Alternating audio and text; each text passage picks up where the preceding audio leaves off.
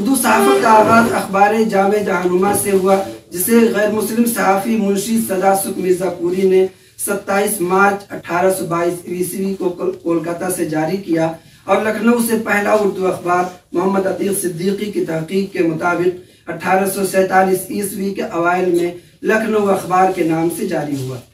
यह अखबार एक गैर मुस्लिम सहाफ़ी लाल जी की अदालत में निकला। इतनी सदी आते आते हालात बहुत बदल गए। अंग्रेजों ने हिंदुस्तानियों के जज्बा हुब्बुल वतनी और उनके हुसूल आज़ादी के लाजवाल जज्बे को देखते हुए ये तय किया कि उनके माबैन मजहबी इंतशार और फिक़्ह परस्ती का जहर घोलकर उनके दरमियान इख्तिलाफ को हवा दी जाए।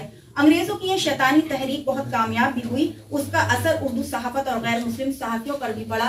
47 के बाद जुबान तकसीम कर दी गई और ये बहुत बड़ा अलमिया है इस मुल्क के लिए।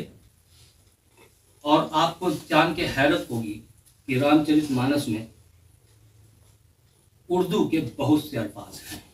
समझिए कि जो धार्मिक ग्रंथ है उसको लिखते वक्त भाषा का कोई तफरीक नहीं की गई।